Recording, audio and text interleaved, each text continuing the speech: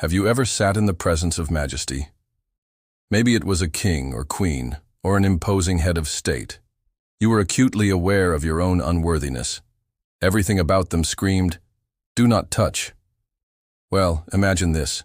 You're in exile on the island of Patmos, forgotten by Rome, alone and languishing in a dungeon.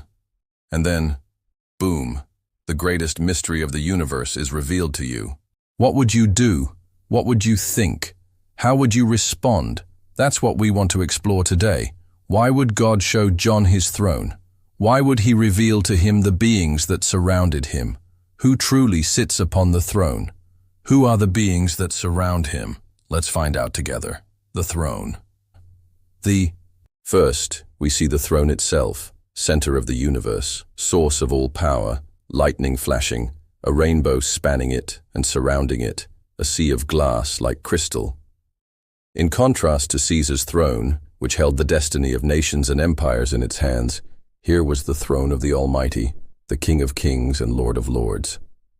All human power fades and passes away, but the heavenly throne endures forever. Then we see the 24 elders, sometimes depicted as angels, sometimes as the redeemed from the 12 tribes of Israel and the 12 apostles, hence the number 24. They represent the glorified church, the union of God's people throughout time and across eternity. They sit before the throne in white robes and wear golden crowns, symbolizing the righteousness of Christ that covers and the victory of Christ that crowns. Note, it's not human merit or achievement that earns these crowns, but their very possession shows that it's a gift. This is a wonderful encouragement for us to persevere in faith, knowing that if we hold on, we will one day be granted a crown of glory that will never fade. But what about the elders casting their crowns at the feet of the throne? Is this a mistake? Did they make a fumble in their march to immortality? No. In doing so, they proclaim that every victory, every triumph, belongs to God alone. It's easy for us to make the opposite mistake, to try to keep the glory for ourselves, to hoard the rewards that are meant to be shared. The secret of real honor lies in returning all the glory to the giver. When we put our crowns at the feet of the throne, we enter into the joy of our true and eternal home. Next, we meet the 4 living creatures, the ox, the lion, the eagle, and the man, representing strength, service, wisdom, and vision. These are hardly abstract ideas. They were very concrete symbols from Near Eastern culture, carrying great weight with them. Every part of creation bows to the Creator. These creatures don't just proclaim, "Holy, holy, holy," but they also play a key role in the unfolding drama of Revelation. Remember the seals in Revelation 6?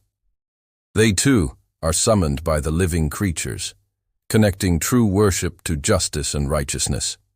So faith isn't just a song, it's a life lived in obedience and holiness. And finally, the Ophanim, the fiery wheels full of eyes. These are linked to the visions of Ezekiel and Daniel, the throne upon wheels, never static, always moving, always present.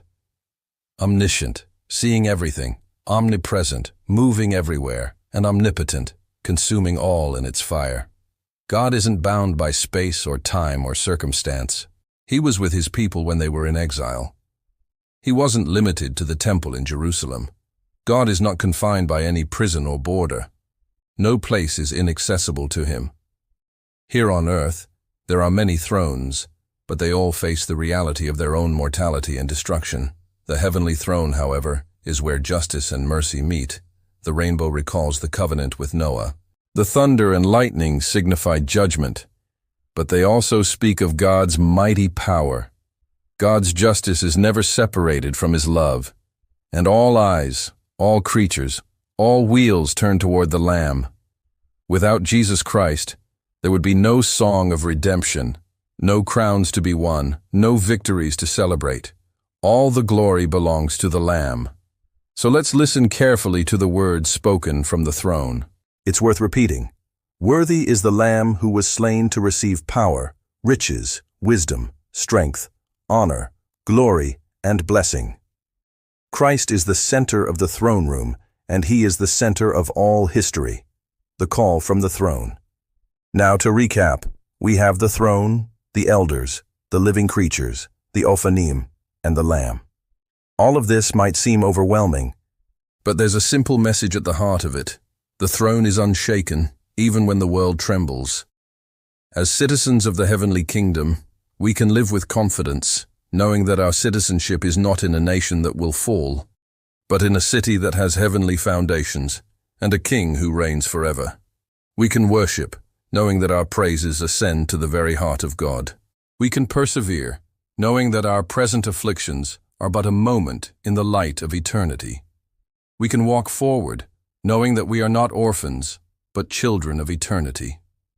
So, my friends, let us fix our eyes on Jesus, the author and perfecter of our faith, and let us hear the call from the throne. Are you ready? Lay down your crown and take up your cross. Walk in holiness and love, knowing that your home is in heaven, for he who reigns forever calls us to himself. Amen.